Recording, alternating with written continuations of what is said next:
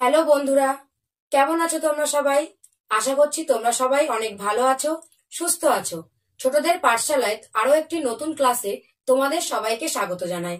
ইতিমধ্যে তোমরা বুঝতে পেরেছো আজকের ক্লাসে আমাদের আলোচনার বিষয়বস্তু কি। আজকের ক্লাসে আমরা ব্যঞ্জন বর্ণ দিয়ে শব্দ গঠন করা শিখব। এর আগে আমরা মূর্ধন্য পর্যন্ত শব্দ গঠন করা শিখেছিলাম। আজকের ক্লাসে আমরা দন্ত স থেকে চন্দ্রবিন্দু চাঁদ পর্যন্ত শব্দ গঠন করা শিখব। তাহলে এসো আমরা শব্দগুলোকে খুব ভালো করে পড়ি এবং তার সাথে সাথে তার অর্থগুলি কি সেগুলোও জেনে নিই। দেখো, প্রথম যে বর্ণটি দিয়ে আমরা শব্দ পড়বো সেটি হলো দন্ত স।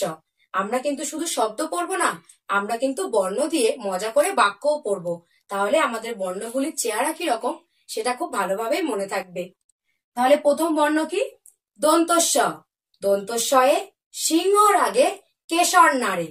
দেখো, সিংহ বানানটি দন্ত সয়হস্যি অনুস্বার হ। সিংহ। সিংহ কিন্তু খুব হিংস্র প্রাণী, বনের রাজা বলা হয় সিংহকে। তারপরে দেখো সবুজ। দন্ত স বয়স্য বরিগের জ। সবুজ। সবুজ অর্থাৎ সবুজ রং। চারিদিকে গাছপালার কিন্তু সবুজ রং, অর্থাৎ আমাদের সবুজ পৃথিবী। তারপরে দেখো সানাই। দন্ত সয়াকার দন্তার নয়াকার হর্ষই। সানাই।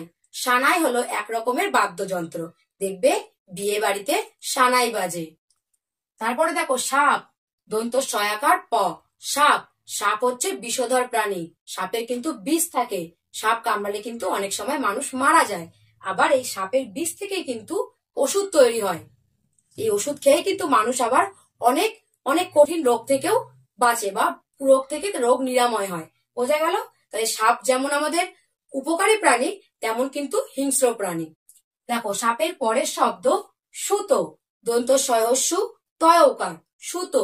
সুতো দিয়ে আমরা যে বস্ত্র পরিধান করি সেই বস্ত্র বা জামা কাপড় তৈরি হয়।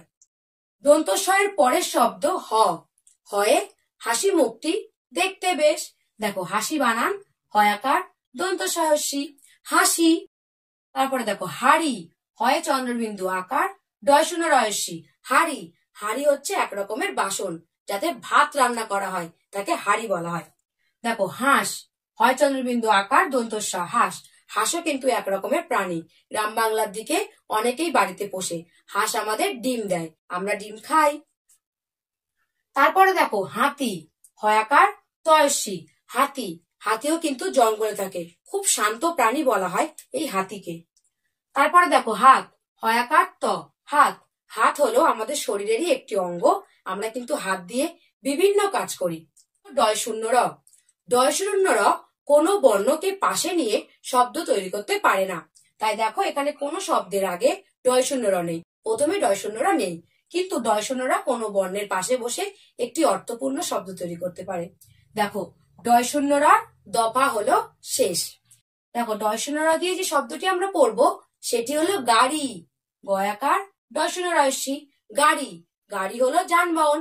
আমরা এক জায়গা থেকে অন্য জায়গায় যাওয়ার জন্য কত রকমের না গাড়ি ব্যবহার করি।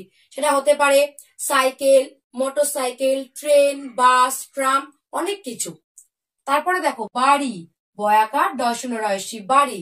আমরা প্রত্যেকে বাড়িতে থাকি। মুড়ি। ময়স্যু ডয়শূন্য রয়স্যি মুড়ি। চাল থেকে মুড়ি তৈরি হয়, মুড়ি কিন্তু আমরা খাই। তারপর শব্দ চুড়ি। চয়স্যু ডয়শূন্য রয়স্যি চুড়ি। চুড়ি অর্থাৎ এক রকমের গহনা, যা আমরা মেয়েরা হাতে পরি। তারপরে দেখো ঘড়ি। ঘ ডয়শূন্য রয়স্যি ঘড়ি। ঘড়ি হচ্ছে সময় দেখার যন্ত্র, প্রত্যেকের বাড়িতে কিন্তু ঘড়ি থাকে। ডয়শূন্য রয়ের পরের বর্ণ ঢয় শূন্য র। ঢয় শূন্য রও কিন্তু কোনো বর্ণকে পাশে নিয়ে শব্দ তৈরি করতে পারে না, কিন্তু কোনো বর্ণের পাশে বসে একটি অর্থপূর্ণ শব্দ তৈরি করতে পারে। ঢয় শূন্য র। ঢয় শূন্য র এর মাথা কামড়ে খায়। দেখো শব্দটি হলো গয়াকার ঢয় শূন্য র গাঢ়। গাঢ়। দেখো এই গাঢ় শব্দ অর্থাৎ কোনো কিছু ঘন, যেমন ঘন দুধ, তাকে কিন্তু বলা হয় যে দুধটি খুব গাঢ়। বোঝা গেল? তারপরে দেখো আষাঢ়। আ মধ্যাহ্ন সয়াকার ঢয় শূন্য র আষাঢ়। বাংলা 12 মাসের মধ্যে আষাঢ় একটি মাস, এই সময় কিন্তু বৃষ্টি হয়। তারপরে দেখো পৌর। ঔকার ঢয় শূন্য র পৌর অর্থাৎ পুরানো। তারপরে দেখো দৃঢ়। দয়েরই ঢয় শূন্য র দৃঢ়। দৃঢ় অর্থাৎ শক্ত বা কঠিন কিছুকে আমরা দৃঢ় বলি, অর্থাৎ বলা যেতে পারে যে সে দৃঢ় প্রতিজ্ঞাবদ্ধ। বোঝা গেল? তারপরে দেখো মূঢ়, ময় দীর্ঘ ঢয় শূন্য র, মূঢ়। মূঢ় অর্থাৎ বোকা, বোকা কাউকে বলা হয় মূঢ়। ঢয় শূন্য র এর পরের বর্ণ অন্তস্তীয়। অন্তস্তীয়ও কোনো বর্ণকে পাশে নিয়ে শব্দ তৈরি করতে পারে না, এরা বর্ণের পাশে বসে তারপর শব্দ তৈরি করে। অন্তস্তীয় ছিল তাই বেঁচে যায়। দেখো অন্তস্তয় দিয়ে শব্দ টিয়া, টয়সী অন্তস্তয়াকার টিয়া, টিয়া এক রকমের পাখি। তারপরে দেখো গয়না, গ অন্তস্তীয় দন্তান্বয় আকার, গয়না। আমরা কানে হাতে কত রকমেরই না গয়না পরি। তারপরে দেখো ময়না, ম অন্তস্তীয় দন্তান্বয় আকার ময়না, ময়নাও কিন্তু একটি পাখির নাম। তারপরে দেখো আয়না, আ অন্তস্তীয় দন্তান্বয় আকার আয়না, আয়না কাচের তৈরি হয় যেখানে আমরা নিজেদের প্রতিচ্ছবি দেখতে পাই। তারপরে দেখো বায়ু, বয়াকার অন্তস্তয় হস্যু বায়ু, বায়ু অর্থাৎ বাতাস। এবার আমরা যে বর্ণগুলি দিয়ে শব্দ পড়ব সেগুলি হলো খণ্ডত্বীয়, অনুস্বার, বিসর্গ। খণ্ডত্বীয়, অনুস্বার, বিসর্গ কোনো বর্ণকে পাশে নিয়ে, অর্থাৎ এই বর্ণগুলি আগে বসবে এবং এর পরে কোনো বর্ণ বসবে, এভাবে কিন্তু কোনো শব্দ তৈরি হয় না। এই বর্ণগুলি সব সময়ের জন্য কোনো না কোনো বর্ণের পাশে বসে তারপরে শব্দ তৈরি করতে পারে। দেখো খণ্ডত্ব, ওই পুষির গায়ে, খণ্ডত্ব দিয়ে আমরা যে শব্দটি পড়ব সেটি হলো মৎস্য, ম খণ্ডত্ব দন্তস্ব মৎস্য, মৎস্য শব্দের অর্থ হলো মাছ। তারপরে দেখো সৎ, দন্তস্ব খণ্ডত্ব সৎ, সৎ অর্থাৎ যিনি সত্যি কথা বলে এবং ধর্ম পালন করে তাদেরকে আমরা সৎ বলি। তারপরে দেখো উৎসব, হস্যু খণ্ডত্ব দন্তস্ব ব, উৎসব কোনো আনন্দ অনুষ্ঠানকে উৎসব বলা হয়। তারপরে জগৎ, বর্গের জ, গ খণ্ডত্ব জগৎ, জগৎ অর্থাৎ পৃথিবী, এই পৃথিবীর আরেকটি প্রতিশব্দ হলো জগৎ। খণ্ডত্বের পরে অনুস্বার, অনুস্বারটি হারিয়ে গেছে। দেখো অনুস্বার দিয়ে বংশ, ব অনুস্বার তালবস্য বংশ, বংশ অর্থাৎ পরিবার। তারপরে দেখো হিংসা, হস্যি অনুস্বার দন্তস্বয়াকার হিংসা, হিংসা অর্থাৎ কেউ কোনো ভালো কাজ করলে তার উপরে রাগ করাকে হিংসা করা বলে। এই হিংসা করা কিন্তু একদম ভালো জিনিস নয়। তারপরে দেখো অংশ, অ অনুস্বার তালবস্য অংশ, অংশ অর্থাৎ কোনো কিছুতে ভাগ নেওয়া। অনেক সময় দেখবে স্কুলে বা বিদ্যালয়ে ক্রীড়া প্রতিযোগিতা হয়, সেখানে যে আমরা দৌড় প্রতিযোগিতায় ভাগ নিই তাকেই বলা হয় যে অংশ নেওয়া হয়েছে। তারপরে দেখো রং, র অনুস্বার রং, কত রকমের রং রয়েছে, লাল, নীল, হলুদ, সবুজ। তারপরে দেখো বিসর্গ, বিসর্গ এর বুড়ো পেট। দেখো বিসর্গ দিয়ে প্রথমে আমরা যে শব্দটি পড়ব সেটি হলো দুঃখ, দস্যু বিসর্গ খ দুঃখ, দুঃখ অর্থাৎ কষ্টকে বলা হয়েছে। তারপরে দেখো দুঃসময়, দস্যু বিসর্গ দন্তস্ব ম অন্তস্থ্য দুঃসময় অর্থাৎ খারাপ সময়।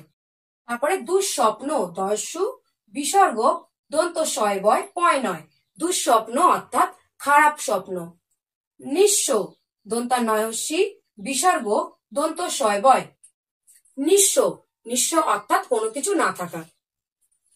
বিসর্গের পরের শব্দ চন্দ্রবিন্দু চাঁদ, চন্দ্রবিন্দু চাঁদকে পরাশ্রয়ী বর্ণ বলা হয়, কেননা এরা কোনো বর্ণের পাশে বসে বা কোনো বর্ণকে নিয়ে শব্দ তৈরি করতে পারে না, কিন্তু চন্দ্রবিন্দুকে প্রতিটা বর্ণই খুব ভালোবাসে, কেননা চন্দ্রবিন্দুর স্থান সবসময় মাত্রার ওপরে, অর্থাৎ কোনো না কোনো বর্ণের ওপরে হয়।